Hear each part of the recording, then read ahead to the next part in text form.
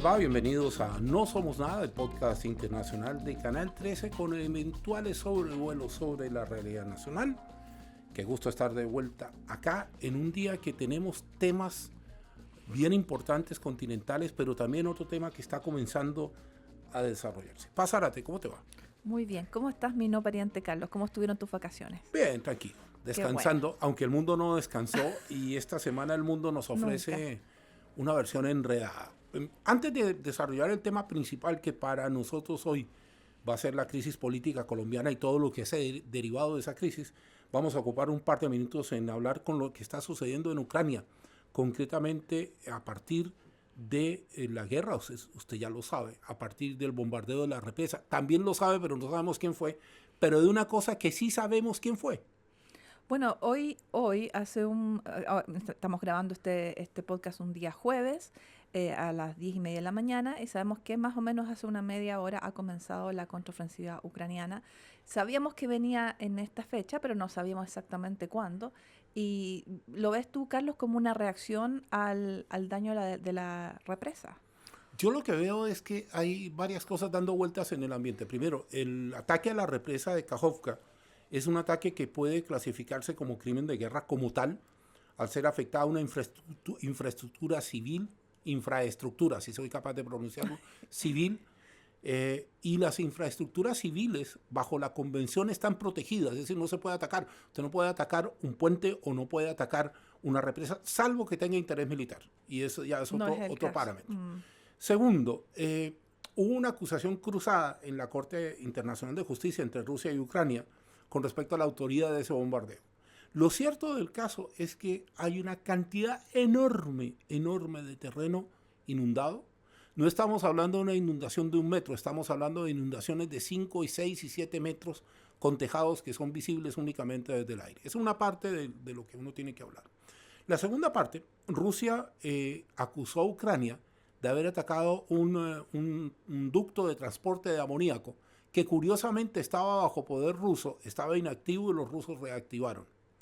Y lo tercero, que lo mostramos esta mañana en los servicios informativos de Canal 13, fue un video que entregó el Ministerio de Defensa ruso, curiosamente, con solo a tanques ucranianos, casi que haciendo ver que los tanques ucranianos están frenados por la potencia de la reacción rusa. Ante eso comienza una ofensiva que, seamos claros, es más para sacar a los rusos y poder respirar un poco, más que para ganarle territorio a los rusos por la asimetría de fuerzas, de fuerzas de combate, no de material bélico.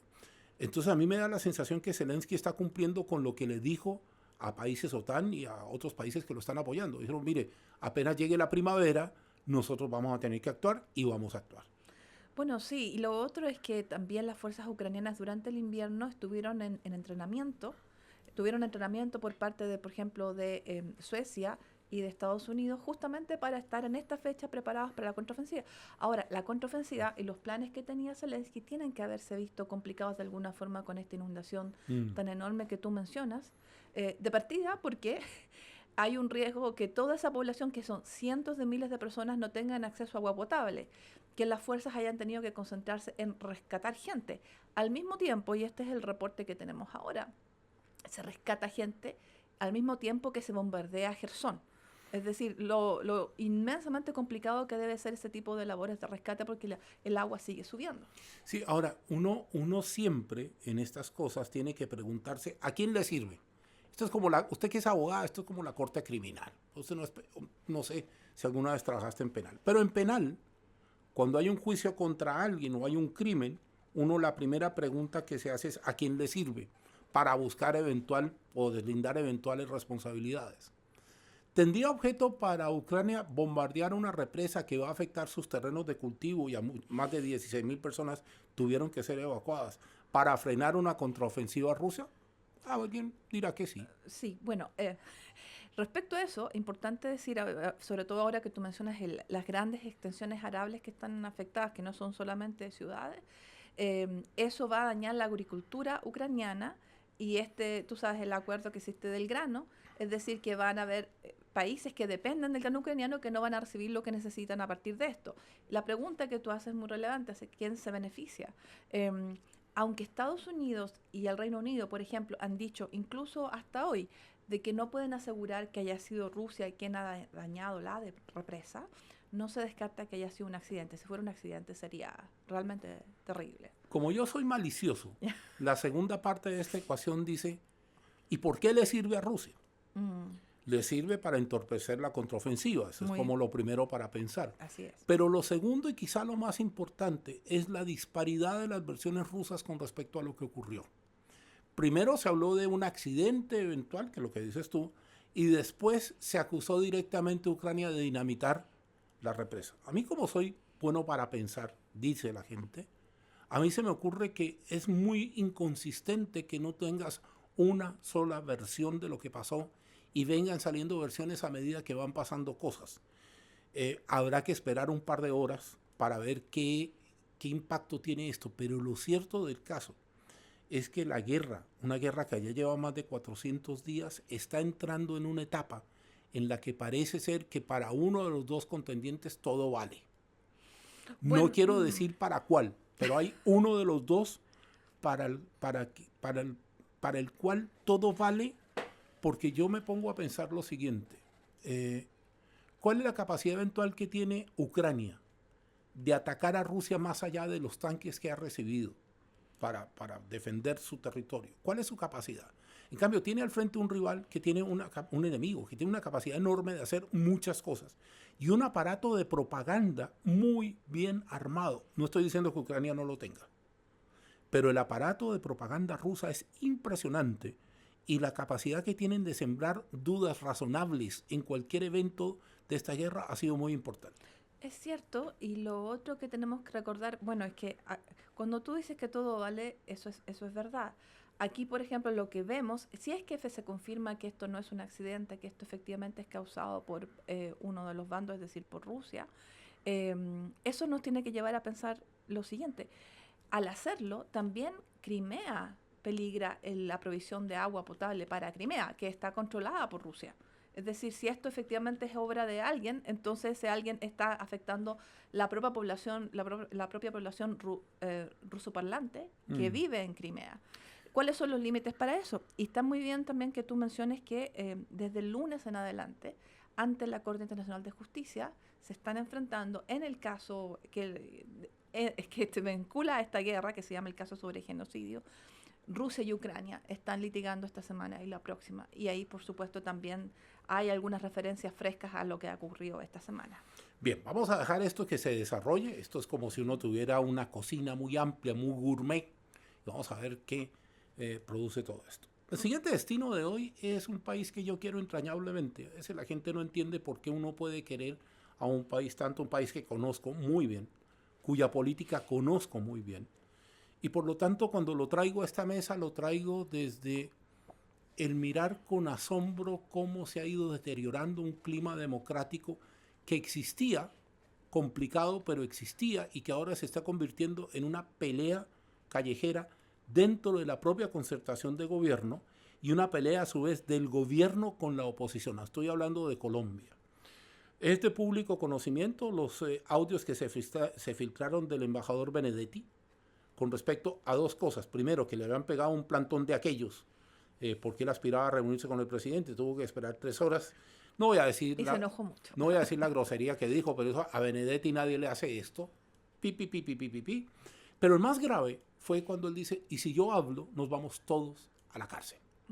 Y eso produjo una hecatombe dentro de la coalición de gobierno, que ya está mal, que derivó en un consejo de gabinete en el que Petro le dijo a sus ministros, al que no le gusta, se va. Y la convocatoria, una marcha que se cumplió en las últimas horas en Colombia, donde Petro, entre comillas, sale fortalecido del apoyo popular. Es innegable que para cierto sector colombiano Petro goza de simpatía, pero lo que sí también es innegable es que sus reformas no solo están cojas de un pie, sino están cojas de un pie y de la mitad del otro.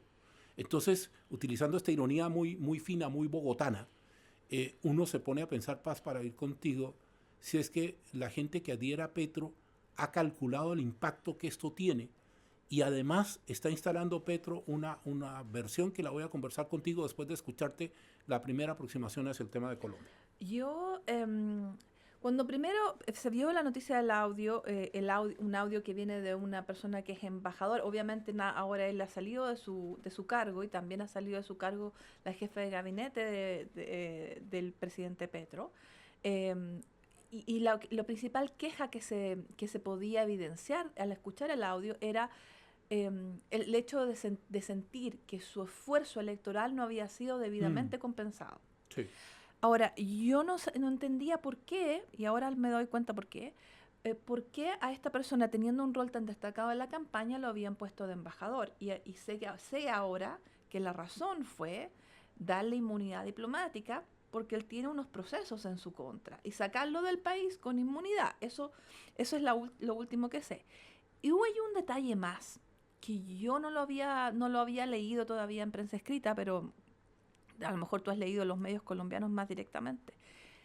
Hay, fuera del elemento de este embajador que se siente maltratado, hay otro, que es que estas personas, la jefa de gabinete de Petro y el entonces embajador en Venezuela, que había sido una persona a cargo del financiamiento de la campaña, compartían una persona encargada del servicio doméstico. La lista de la empleada doméstica.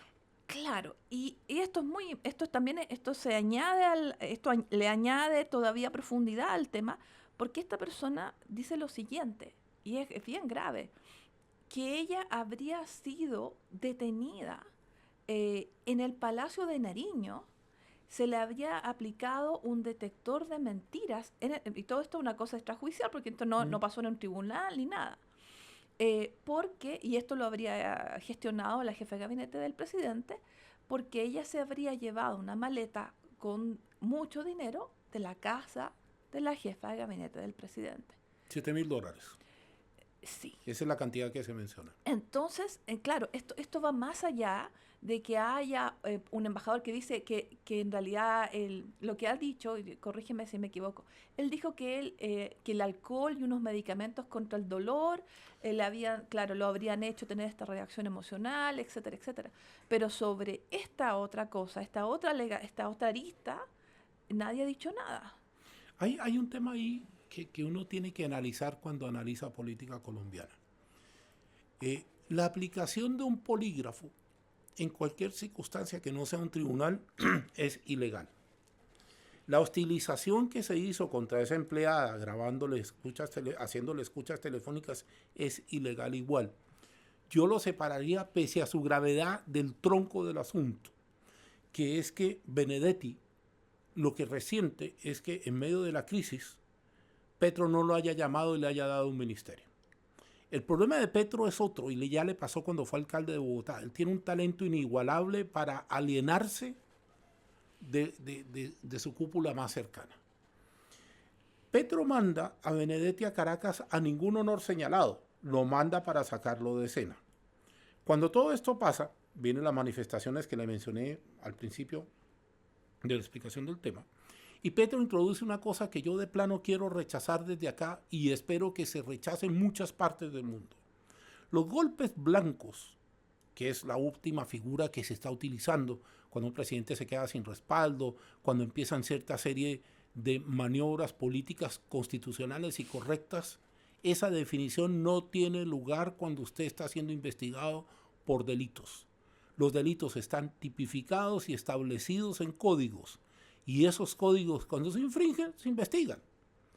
La denuncia de Benedetti con respecto a que se van todos a la cárcel merece ser investigada. De hecho, se está investigando la campaña de Petro, no a Petro, la campaña, y Benedetti y Laura Sarabia, ex embajador y ex jefa de gabinete, tenían que comparecer ayer ante la Cámara de Representantes. No hubo un tema de quórum político, no se hizo y se aplazó. El problema de fondo, como frase que me encantaba antes de irme de vacaciones, ¿Quo vadis Colombia? ¿Para dónde vas? Porque Petro llega al poder en Colombia prometiendo una serie de reformas que, lo he dicho anteriormente, tienen un pie cojo y el otro 3/4 que ya no sirve. Y en ese sentido habrá que ver si Petro tiene el talento de otros mandatarios, en el sentido de reconocer los errores y reencauzar, o si se va a enfrentar, porque ayer hubo un ataque sostenido contra la prensa colombiana, diciendo que estaba vendida a los intereses fácticos y tal, cuando finalmente, si la prensa se calla y no informa, es que es cómplice, y si la prensa informa, es que ataca. Es el viejo adagio aquel de juguemos al cara y sello, con cara gano yo y con sello pierde usted. Tengo una pregunta, Carlos. ¿Tú qué piensas? ¿Cuál es la fuente de la filtración de los audios? Yo te diría, buena cosa que se me pasó medio, que no estoy tomando fármacos, pero se me pasan algunas cosas. La disculpa de Benedetti del trago y los fármacos es tan infantil como cuando uno llega a la casa y le dijeron llegue a las 10 y uno llega a las 11. Es que papá se le pinchó una rueda a la micro y uno cree que eso va a pasar. Yo personalmente pienso que eso tiene que haber venido del entorno de Benedetti. Eso es lo que yo creo. Del mismo Benedetti, no de Laura Sarabia. No, porque Laura Sarabia en ese pedazo del asunto era la atacada. Es decir, cuando él dice Claro. a Benedetti no se le hace esto, Laura Sarabia, ¿de qué se defendía? Ahora, pero es ¿dónde? que ella queda como víctima de una extorsión, ¿no? Pero ¿de dónde salta el tema Sarabia? Por el tema de la empleada doméstica. Eso es lo que complica a Sarabia y la hace salir del círculo de poder. Ahora, Sarabia es una mujer muy inteligente, que con menos de 40 años ha hecho una carrera fulgurante al lado de Petro. La pregunta es, y es una pregunta que seguramente suscitará comentarios, que me encanta leerlos, los que ustedes nos hacen. ¿El presidente de un país es presidente por sí mismo o por el ego que él tiene? ¿Qué función cumple? Porque si aquí el problema de Petro es que quiere permanecer en la presidencia a toda costa, pese a darse cuenta que las cosas no están funcionando, estamos hablando del ego. Un presidente tiene una cierta estatura, lo que llaman estadista, que uno tiene que respetar. Yo creo que Petro, en este minuto, y es mi opinión, me compromete a mí, no está dando el ancho con respecto a lo que Colombia necesita. Más allá de que tenga razón en muchas de las cosas que quiere reformar, eso es otra cosa. Pero en este minuto de la vida, sacar a la gente a la calle, provocar enfrentamientos con la prensa parece más cortina de humo que una realidad cercana. Y tú ves, otra pregunta para ti, ya, porque tú eres muy, muy conocedor de la realidad colombiana. Esto tiene que investigarse como cualquier otro caso de supuesto vínculo o supuesta situación de narcopolítica, ¿no? Porque aunque no hay más que los audios de lo que conocemos públicamente, eso lo que deja entrever el audio es que el origen del financiamiento es oscuro. Sí, pero a ver, espérame una cosa. Ahí me pusiste en esta cosa de ni con Dios ni con el diablo. Una cosa yo sí he aprendido en 30 y tantos años. Cuando uno quiere acusar a alguien de dineros oscuros ligados al narcotráfico, tiene que tener mucho cuidado, porque no necesariamente todos los dineros oscuros provienen de narcotráfico. Es cuando, por ejemplo, en Chile se utiliza la figura de lavado de activos. No necesariamente lavado de activos significa dineros oscuros. Lo que pasa es que en Colombia, a raíz del caso de la parapolítica, del caso 8000 contra Ernesto Samper Pizano, cada vez que uno habla de dineros raros en la política, la conclusión es... dice, esto podría tener conexión con aquello. Exacto. Ahora, para adelantar un poco y no hacernos los ciegos, porque a mí no me gusta ser ciego, es evidente que hay intereses oscuros, opacos, como dicen en España, que están metidos en muchas cosas de la política suramericana y especialmente Colombia. Al final del día, cuando tú pretendes reformar algunas cosas que son negocio, evidentemente te vas a encontrar con alguna oposición. Ahora, yo postulo que esa investigación se haga rápido y, ojo, que sea creíble, porque Samper salvó su presidencia porque la Cámara lo salvó. Nunca se aclaró fehacientemente qué fue lo que pasó. Y a la cárcel fueron a dar el tesorero de su campaña y otra parte, pero a él no le pasó nada. Era muy difícil que él no lo supiera. No estoy diciendo, y quiero aclararle para mis amigos colombianos, no estoy diciendo que Petro haya recibido dinero de narcotráfico porque no lo sé. Si me preguntas, ¿es probable? No lo sé. ¿Es imposible? No. Esa es una buena definición. Ennio Carota, que participó en varios programas de cocina en el canal, tiene una frase que a mí me gustaba mucho. ¿Está bueno o no? ¿Está malo tampoco? ¿Son del narcotráfico? No lo sé. ¿Podrían ser? No sé. Ya. Porque no lo sé. Ahora, nadie lo sabe, claro. Digamos que sería muy popular, y es muy popular en Colombia, endilgarle a los políticos dineros oscuros. Claro. El problema es que en Colombia hay tanto dinero opaco circulando que tú no puedes establecer fehacientemente qué fue. Como en Italia también, eso también, que cuando hay financiamiento oscuro de la política, la conclusión como casi lógica es que la mafia tiene que haber colaborado con una campaña, pero después se hace muy difícil demostrarlo. Bien, hay una cosa para cerrar lo de Colombia, pero que tocaba Paz, que alude, que tiene que ver con garantías, y es el otro tema que viene. Confieso que a mí la defensa de las libertades individuales me llega muy cercano. El respeto a los derechos de las personas me llega muy cerca. No tengo ningún drama en mi vida de haber sufrido algún abuso con respecto a aquello. Tengo el drama de lo que he visto en función a mi trabajo. Lo que aconteció en México, concretamente en Tamaulipas, y no una vez, sino 2 veces, una el año pasado y una el pasado 18 de mayo, alude a una cosa que está empezando a pasar en Latinoamérica que a mí me preocupa mucho, que es la ejecución ilegal de personas.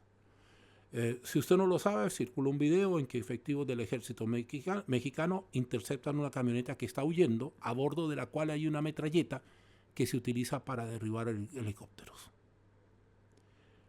Chocan en la huida los presuntos delincuentes y llega una camioneta del ejército, baja a todas las personas, eran 5, y las ejecuta sumariamente. Así es.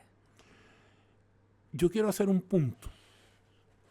El delincuente más delincuente de todos los delincuentes haya cometido el crimen más execrable, odioso, horrible, la ley le garantiza unos derechos que pueden repudiarme, me causan repulsa.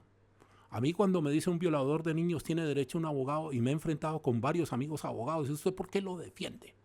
¿Qué es lo que defiende usted?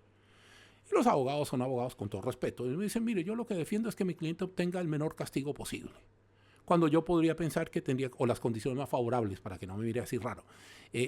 Yo podría arguir que yo lo que quiero es un castigo efectivo y que corresponde. Pero bueno, ese es otro cuento. Y otros te podrían decir simplemente que todas las personas tienen derecho a una defensa. Correcto. Pero mi problema aquí es quién los defendió, porque esto se agrava.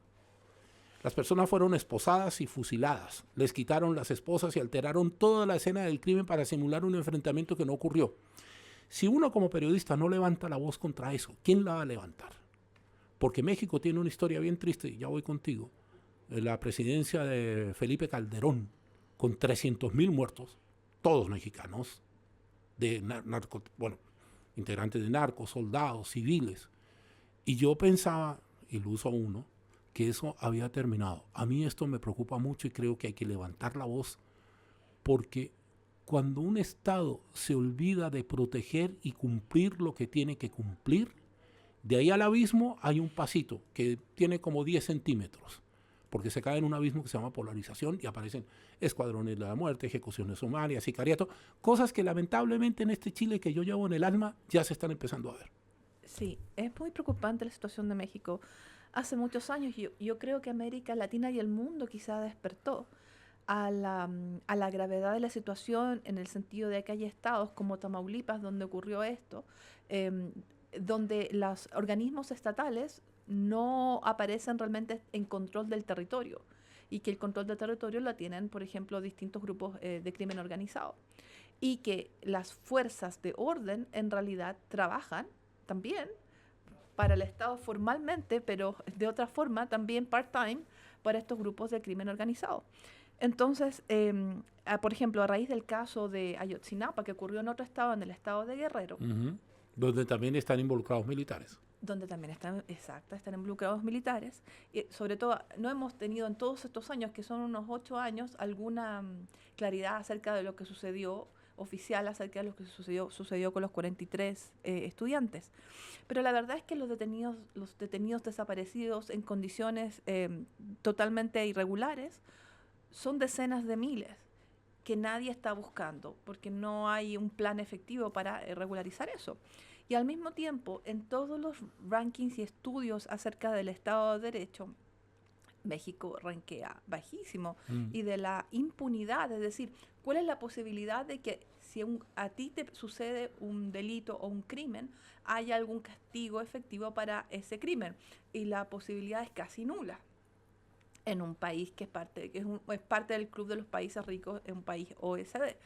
Entonces, creo que desde entonces, lamentablemente, y esa era la administración anterior, con el actual gobierno no hemos visto ningún progreso en ese sentido. Es decir, al contrario, que si algo ha pasado en este actual gobierno, y esto es lo que se percibe desde afuera, y también sobre la base, como te digo, de los estudios del Estado de Derecho en México, tenemos un agravamiento de la situación. Y lo que el evento que tú estás bien destacando, que es lo que sucedió esta semana, yo creo que va por esa misma línea, destacar que en México no hay progreso, al contrario, hay un descenso en una mayor ilegalidad, y como bien dices tú, el Estado, los elementos del Estado no están al servicio de la protección de los derechos básicos de los ciudadanos.